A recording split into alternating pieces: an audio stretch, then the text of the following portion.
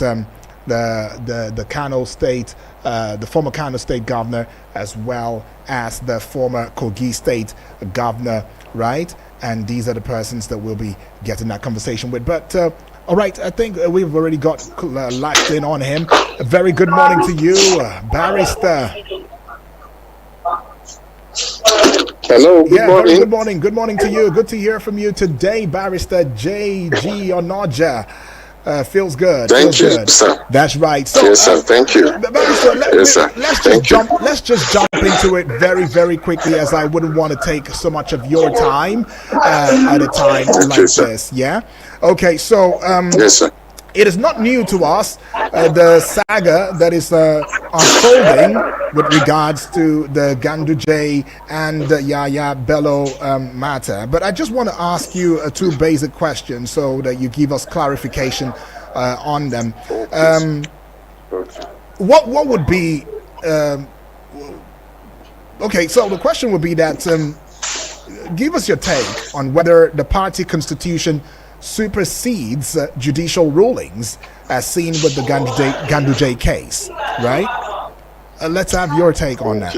Yeah.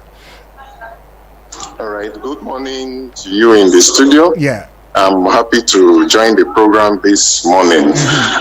Let me quickly state that they have only obtained an ex parte order. And what I want us to know is that an ex parte order lasts for 7 days. Okay. That having been cleared, I want us to understand that what they did was very, very wrong.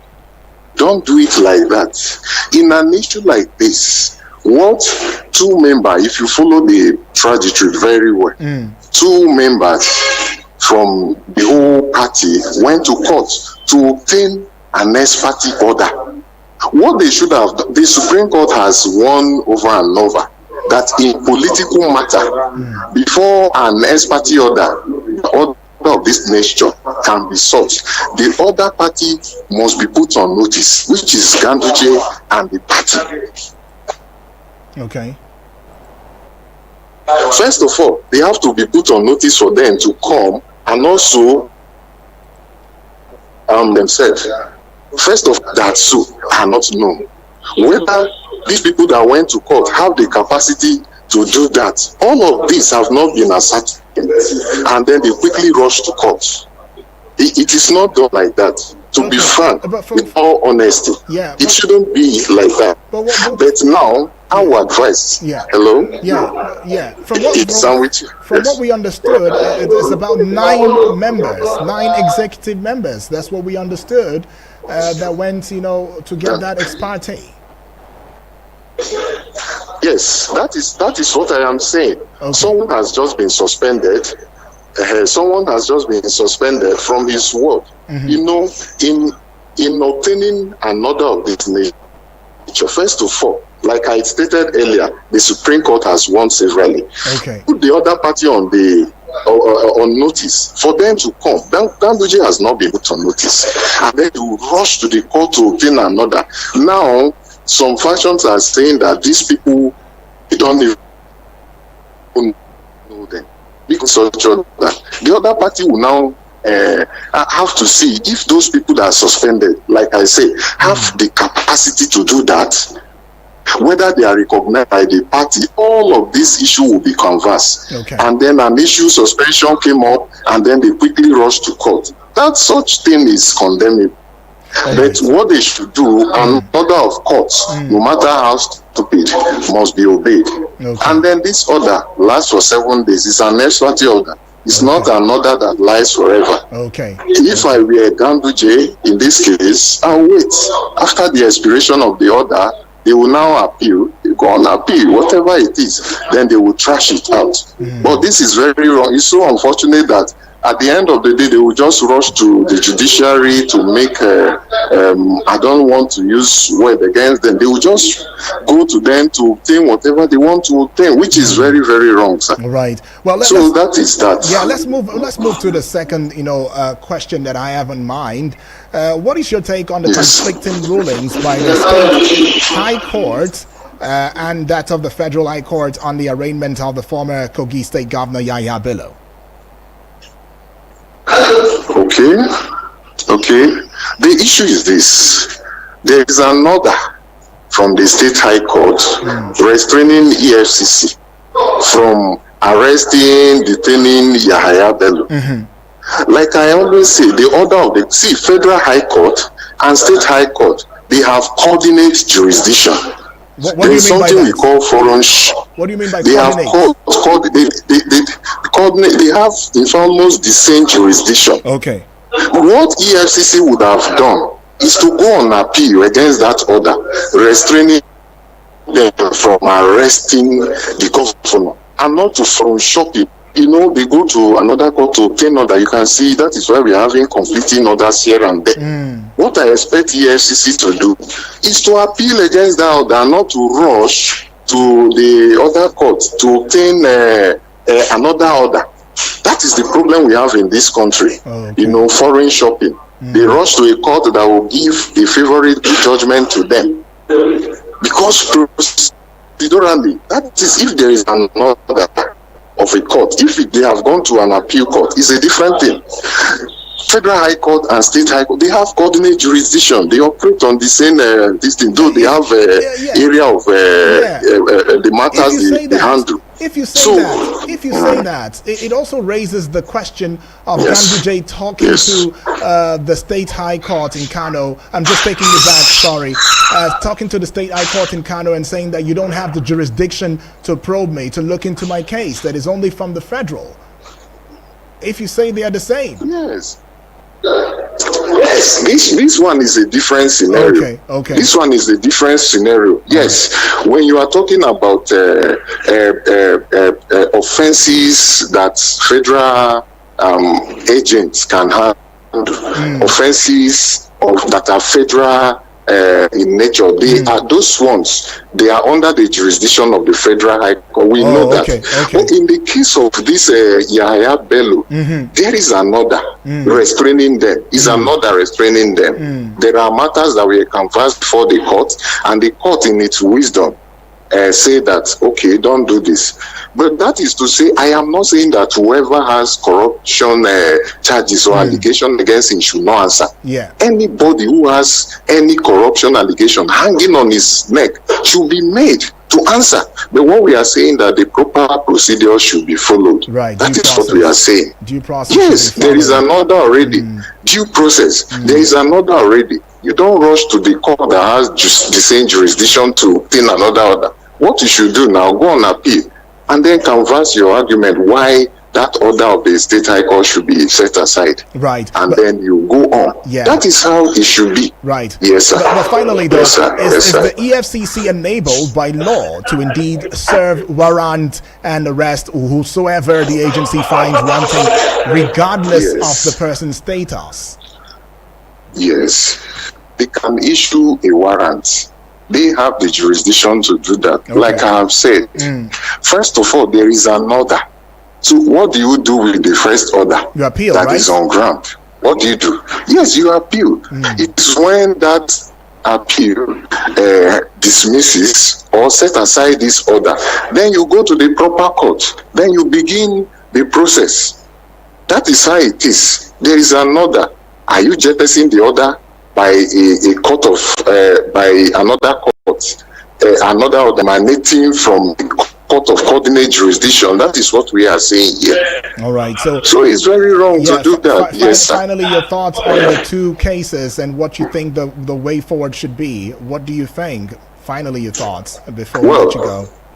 Well, my thought is this: on the issue of Ganduje, I feel the other parties must put on notice whatever. But if now that it is like this, I will advise Ganduje to go on appeal against this, and I will advise him to also wait for the expiration, because this order is just for a short period of time, unlike other judgment that when it is given it operates the treaty. But this one lasts for only 7 days, 14 days, except if the court decide otherwise that it should continue.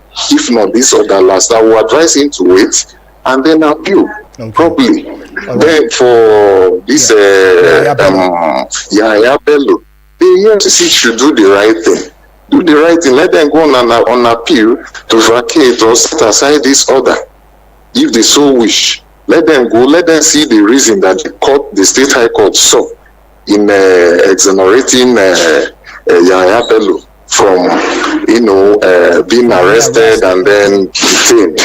And I will always say, whoever that has the allegation of corruption hanging on his neck should be made to answer it. Yes, the person should be, whoever you are, whether a governor or whatever. In this country, the problem we have is that we see some class of persons to be above the law. We shouldn't be so. So if you are found copy, let them take in, but let the due process be observed. All right. That is my opinion. Thank you. Yes, sir. Thank you so much, JB, Thank you.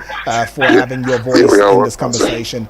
Thank you. Thank you. Yeah. Thank you very much. Right. Okay, so we've had the barrister right there giving us his 2 cents, his thoughts on the matter and trying to straighten up things so that we get it very well. Talking about JG Onoja, he's a lawyer. Okay, but I've got some, I've got a little bit, of something to do. I'm going to play it to you. Ganduje speaking on his alleged suspension by ward leaders. So I'm going to be playing that, audio to you so that you can get a feel of what he had to say and what his intents, right? What his intents were when he made that statement, right? It is more important for us to have that statement very clearly so that we have a better understanding on the matter as well, right? And after that, of course, I'll be bringing in yet another guest who's going to be taking the conversation to the other part, while we also open the phone lines for you to join the conversation ASAP, and of course bring your thoughts into it as very quickly as possible. Let's go hear it from Abdullahi Ganduje right about now. Presence and all of the here. Members of the press, ladies and gentlemen, peace be upon you all. There is no doubt controversies in democracy, controversies in politics are variables which are constant. So I'm not surprised when such controversies emerge from the grassroots, coming up even to the national level. But what is important is the reality, the legality, the morality of the variables that are interplayed. I have to thank the Executive Committee of the Board.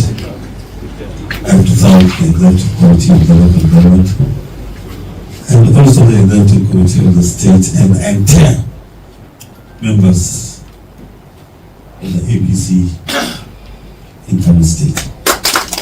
All right, that's Abdullahi Ganduje right there, making a statement of authority right there, talking about how he has weathered the storm and what he feels is behind why he is being, according to him, somewhat witch-hunched, by the current governor of the state, talking about Yusuf, right there. But then I'm trying to connect with yet our second guest right now so that we can get on with the discourse. Yes, and also bring to your eardrums some of the vitality of in this conversation. Yeah, but then the political landscape in Nigeria is currently ablaze as it stands, with some controversy surrounding key figures. Talking about the Abdullahi Ganduje and the national, who happens to be the national chairman of the All Progressives Congress, APC, faced with a potential suspension orchestrated by some party executives, but swiftly thwarted by others within the same party. However, Kano State High Court issued an ex parte order restraining Ganduji from his party duties, a move the APC vehemently opposes. Meanwhile, former Kogi State Governor, in the person of Yahya Bello, is somewhat embroiled, in allegations of financial impropriety, and with the EFCC attempting to arraign him on charges of money laundering. Now, however, the resistance from the current governor of Kogi State and a court judgment have hindered the EFCC's action, right? Well, let's get on to yet another guest who's joining us via phone call as well, and this is none other but Dr. Austin Maho. Dr. Austin Maho is joining us via phone call as we go having this conversation with you today. Dr. Austin Maho is a lecturer, public affairs, commentator, publisher, Daybreak Nigeria newspaper. Welcome aboard, Dr. Austin, to Eagles Outlook today. Hello? Okay, I think there's a bit of a network glitch right there. All right, we'll try to fix that very, very quickly so that we can get aboard with the conversation, right? All right, while we are trying to get on with our guest via the phone call, let's also let you in on some concerns. Okay, we just got connected as the engineers have been able to fix the situation. Hello, good morning, Dr. Austin. Yeah, morning. Good morning, Daniel. Nice to be with you again. Awesome. Always a great time to have a conversation with you, Dr. Austin Maho.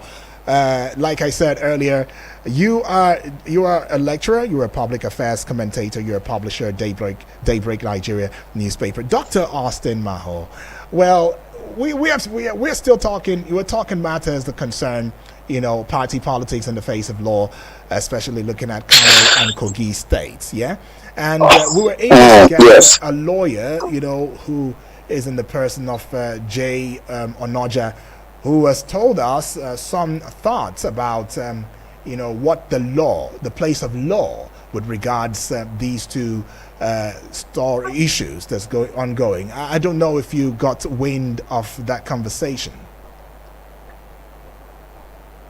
Did you catch wind of that conversation? Yeah. I didn't get what we conspire. I didn't. Okay. But what I do know is that we live in a country based on the rule of law. Nigeria is a constitutional democracy, right?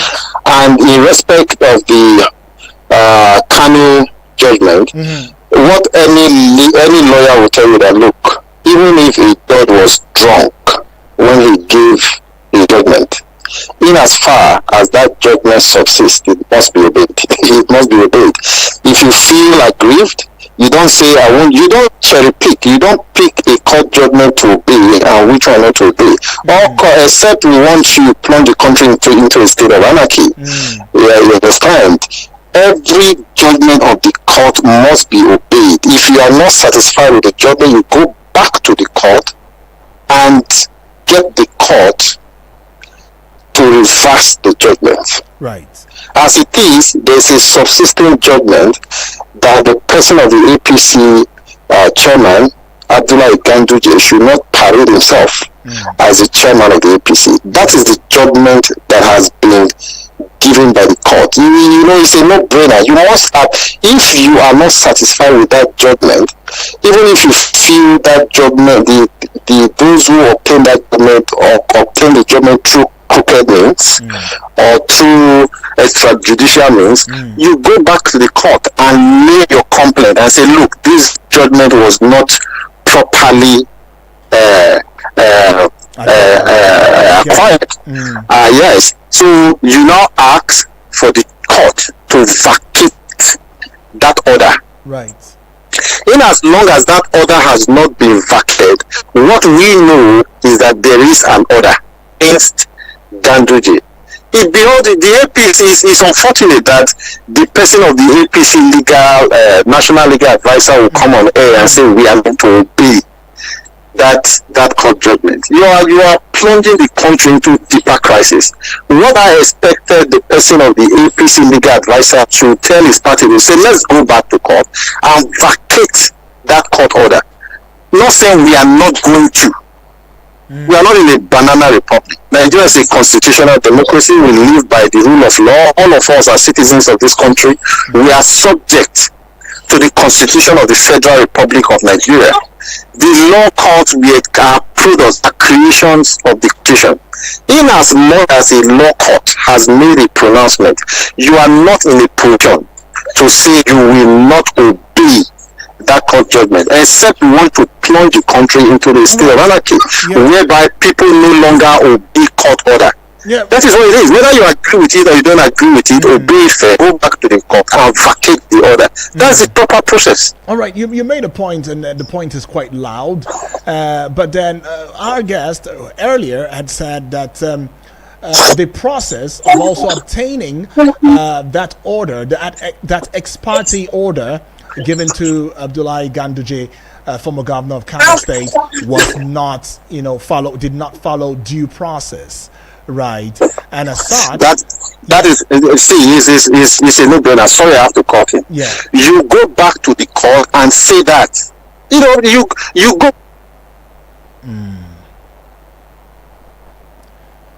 Okay, are you there? Hello, doctor.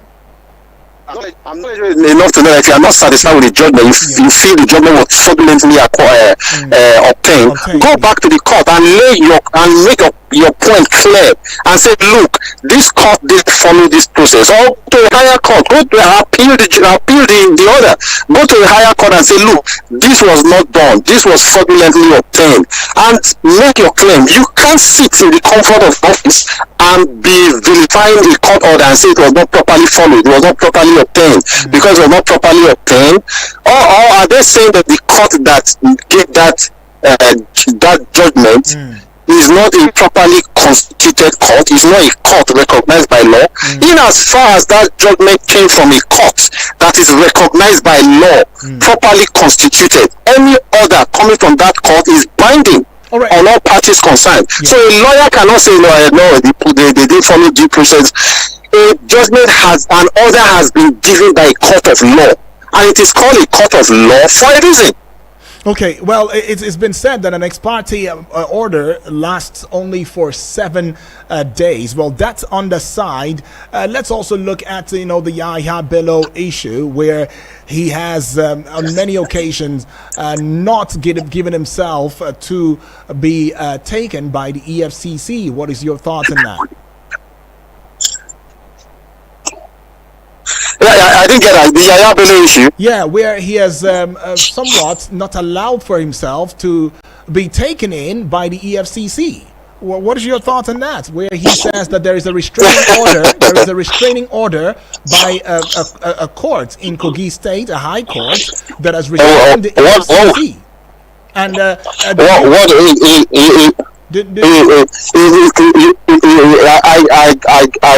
get you, Daniel. You find out that we can link these two situations together.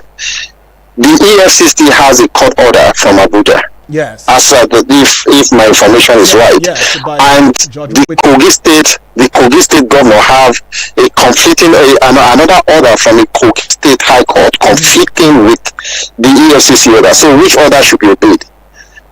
And I feel that in a way that is why we should not, we should try as much as possible not to be very careful when it comes to court order, and in order not to put the institution of the judiciary into jeopardy in such a way that the judiciary now becomes the Achilles heels of our democracy. Because when you start having conflicting court orders, this is not the first time we've been having it. And we know that in this issue, in this issue, it is being over politicized. And if Yaya Bello, as far as I'm concerned, have nothing to fear in respect of the 80.2 billion naira allegation against him. He has nothing to fear. He should go to he should present himself before the EFCC and acquit himself and answer to the charges against him, instead of running to court to go and get an order stopping the EFCC from its investigation and prosecution. Yeah, from what we understand, the Yaya Bello order was not very recent. It's not like as it was yesterday, right? The EFCC order is more recent, to that one. And the guest we had earlier had said that in such cases, that the EFCC was supposed to go make an appeal first of all, rather than obtaining an order for his arrest. Well, let's put a peg to your thoughts, pay some bills, come back, take some calls, have your reaction, and engage the discourse into progress. We'll be right back in a short bit. Eagles 102.3 Abuja. Hi there. Do you want to know how to get the correct approval or documents for your land and property? Do you need the right information on how you can prevent your building from being demolished? Then tune in to Town Planning Program on Eagles 102.3 FM Abuja every Thursday by 5 p.m. Eagles 102.3 Abuja.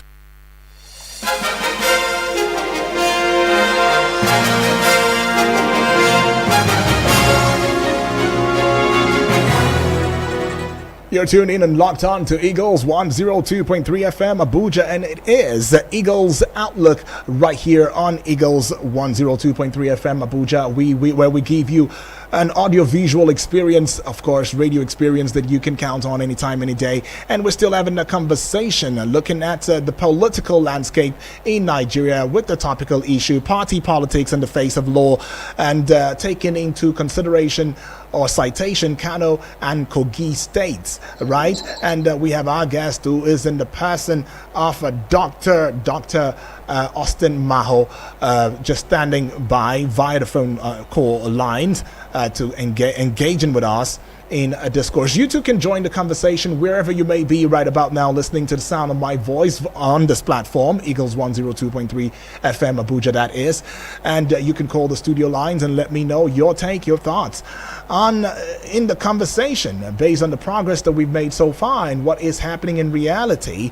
But do well to be civil and responsible, I always admonish. The number to call is 0907-353-0044. The other number is 0908-766-8888. The WhatsApp portal number is 0909-705-4450. Do well to also get onto YouTube and Facebook and subscribe via our YouTube channel, and also get on to the Facebook page wall, and of course give us a like, give us a follow. It will be much appreciated. Now taking your call. Hello, good morning.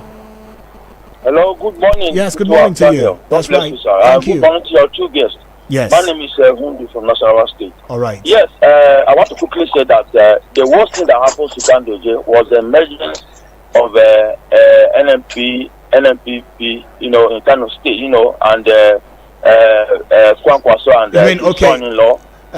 New Nigeria, New Nigeria. Okay, no problem. Go ahead. Yes, yes.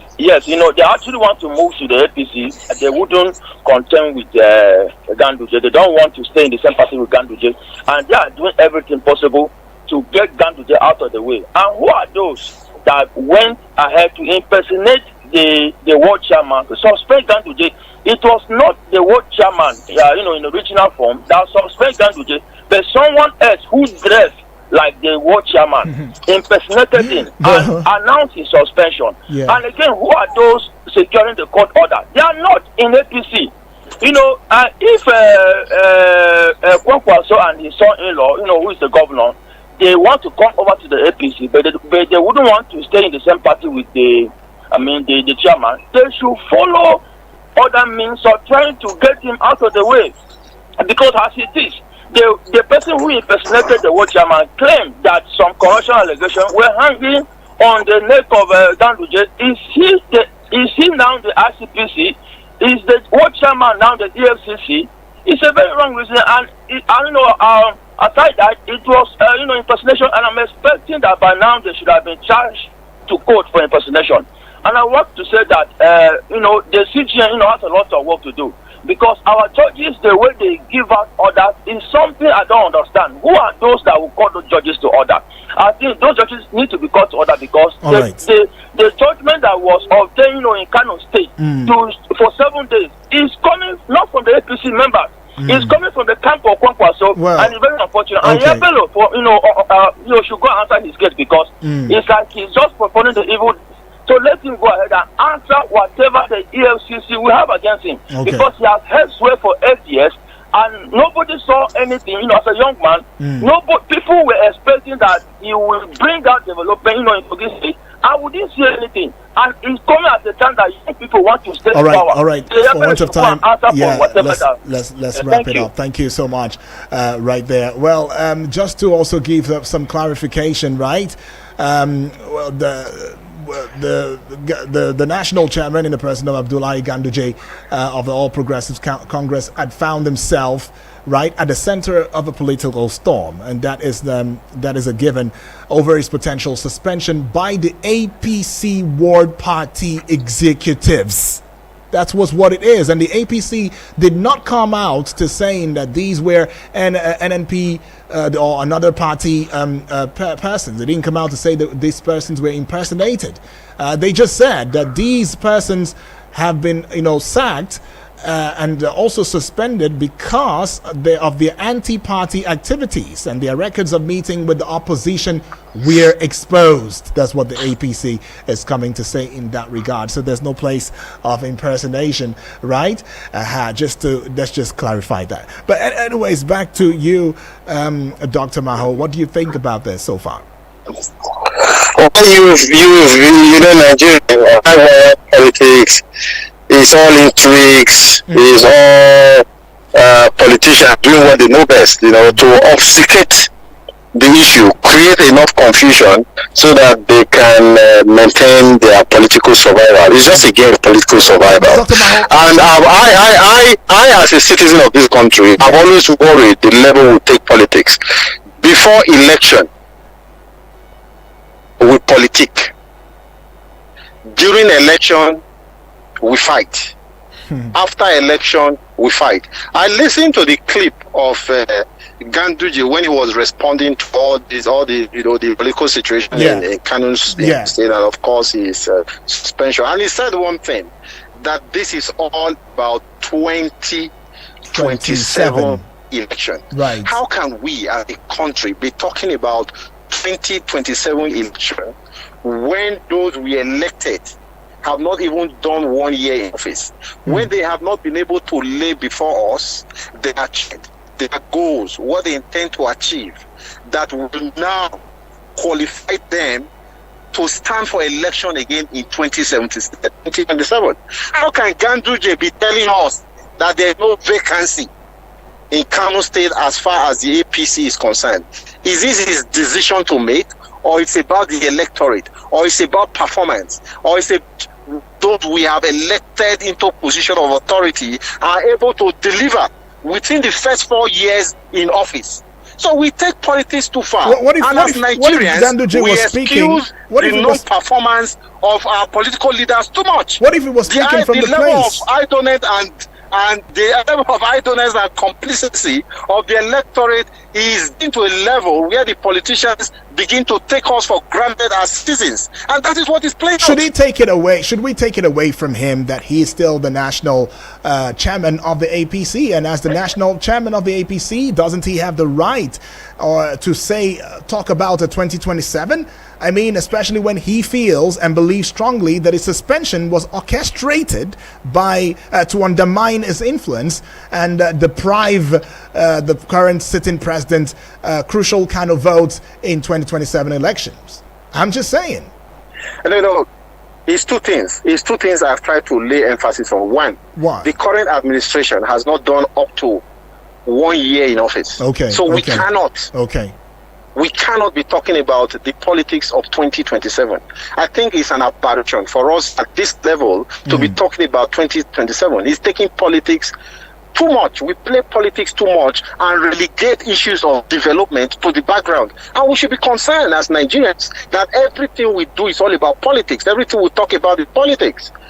That's number one. Then number two, I believe that Nigeria, operate constitutional democracy. And if we operate a constitutional democracy, we should, as citizens, respect the rule of law. Constitutional democracy is based on the rule of law. And if a court has made a pronouncement, whether you like the pronouncement, whether it is in your favor, whether it is against you, we are all bound to obey it. Even if the judge who made that pronouncement walked from a beer parlor, obviously drunk, and made that pronouncement, you go back to court and say, Judge, you appeal the judgment or the order that's been given by the court. And say, for instance, oh, come on, the judge was drunk when he made that order. Yeah. You have grounds to appeal the court order. Yeah. I'm not saying that I will not obey it. So as far as I'm concerned, if actually Nigeria operates a constitutional democracy, we are all bound by the rule of law. Ganduje should stop parading until the court order against him is vacated. That's my position. All right. Well, let me bring us, to something of recall. Yeah. Recall that on Monday, the legal advisor of the APC Ganduje ward, Dawaking Tofa local government, area of Kano State, in the person of Halado Gwanjo, had addressed journalists in Kano declaring Ganduje suspended. Now, Gwanjo said that the APC ward leadership took the decision in view of the bribery allegations hanging on Ganduje's neck, with reference to the bribery charges involving $413,000 and 1.38 billion naira filed by the Kano State government against Ganduje before the Kano State High Court. Yet, in the midst of the internal turmoil within the APC, executives of the party from the same local government ward had denied involvement in Ganduje's suspension. And this has added yet another twist, another layer of complexity to the situation. Now, recent development today has it that the All Progressives Congress is dragging Justice Usman Naaba of the Kano State High Court before the National Judicial Council for making an ex parte order restraining the party's national chairman. Now, Abdullahi Ganduje from further parading himself as the party leader. Now, what do you make of this, though? I mean, the APC coming out dragging the Justice Usman Naaba before the NJC and saying that as it stands that they are not going to bow to that order, to that ruling and all of that. Just for you, from the party to yes, party to the NJC. Yeah, that's it. I like I said earlier, look, there are two things in this issue. If an order of court, you are not satisfied with it, you go back to that same court and lay your complaint. That's number one. Or you go to a superior court, appeal the judgment or the court order. There are two things. Then if you see the judge was infused or was bribed to make that order, it's a different issue. These are issues of the other accusation, and you have proof to show that, look, this judge acted inappropriately because he was reading a predetermined script. You can go to the NJC and lay your complaint. Right. As far as I'm concerned, that is not the issue on ground right now. The issue on ground is that a judgment as we speak exists. In order not to throw the country into anarchy, in order to uphold the tenets of constitutional democracy based on the rule of law, that judgment must be obeyed, or that judgment must be vacated either by the same court or by a superior court. Okay, but before we can, it's like your house is on fire, and as the house is burning, instead of you to take measures to put out the fire, you are setting up committees to decide on how to put out the fire. That is what they say is ridiculous. There's an issue, and deal with that issue first before you start talking about whether the judge acted appropriately, before you start calling for the intervention of the NJC, before you start talking about whether the ward chairman that found Gandu guilty of corruption charges or any other issue. Those are not the issues. The issue, as far as I'm concerned, is that court order, subsisting court order. But now, what does it say to you? I mean, the ward chairman did not find Ganduje actually guilty of the charges. The ward chairman, as it was announced, right, as we found, are you there? The ward chairman, as we understood, was more of, if allegations of corruption was hanging around your neck, right? If allegation of corruption was hanging around your neck, it is important for you to step down and clear yourself firstly from that allegation, and then when you're cleared, you can come back, right? And that has been the concern. But then it also exposes, some aspect in the conversation where the integrity of the APC leadership comes to question. How does the internal turmoil affect the credibility of the APC as a political party, right? You can bring your thoughts in and call us via the number 0907-353-0044. Hello and good morning. Morning. Yes, Edward. yes, please.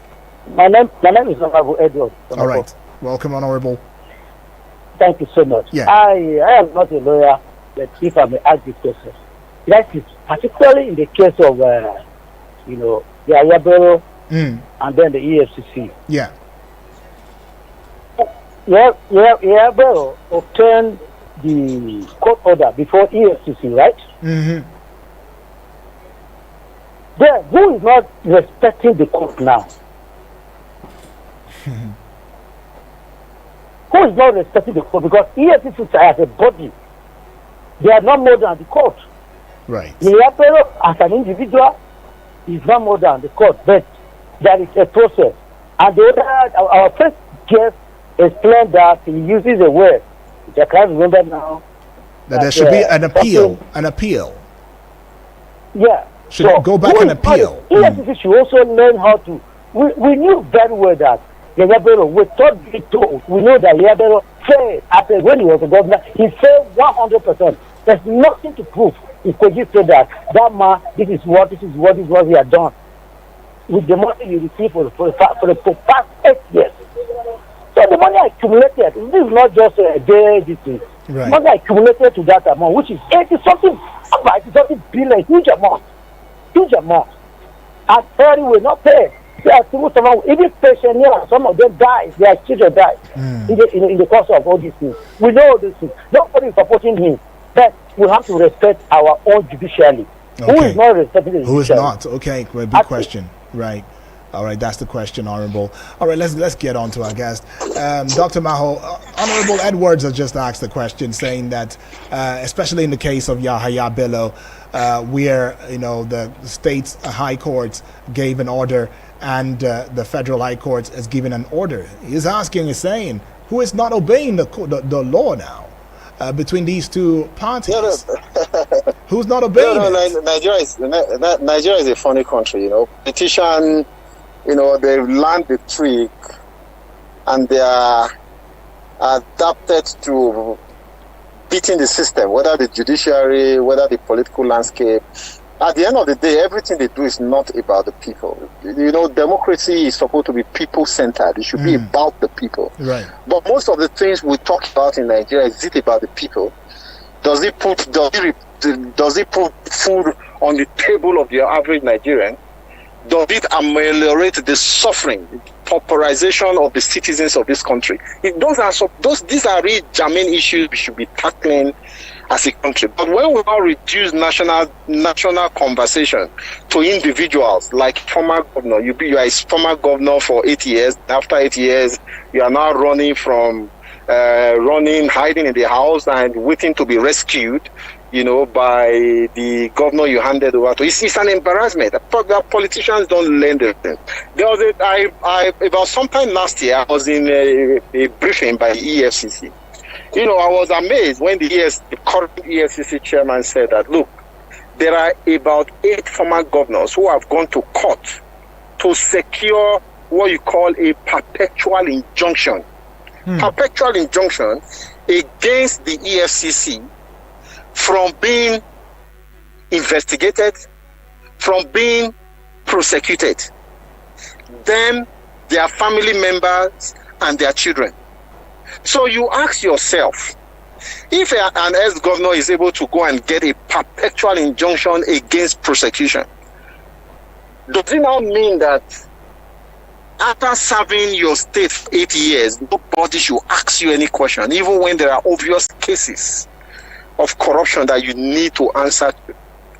So you start the entire system, the political landscape is polluted. The judiciary itself, which we all call the last hope of the common man, is being corrupted by the political class. And our citizens of this country who believe and hope that this country will be better, we all should be worried about where our political class they are taking us to. We cannot exempt. What I'm trying to say here is that, looking at the Kogi state issue, we cannot exempt the judiciary from the general rot in the system. After all, if we have corrupt politicians, although there are many that are not corrupt, many are good, we equally have corrupt judges.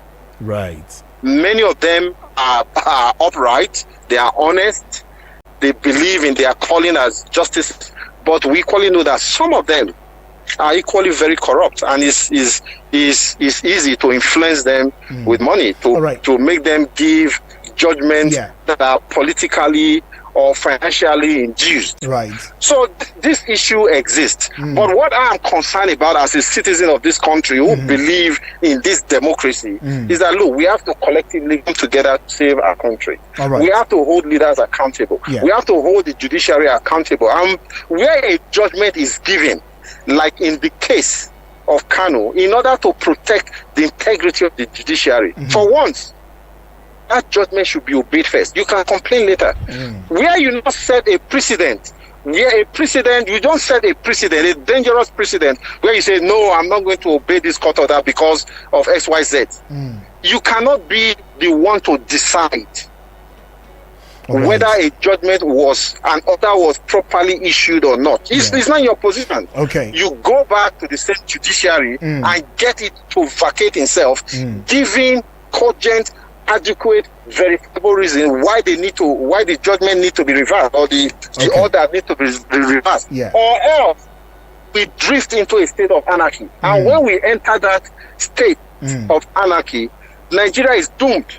If the political class is not offering us the hope we expected as citizens, and we are now looking towards the judiciary to be our savior.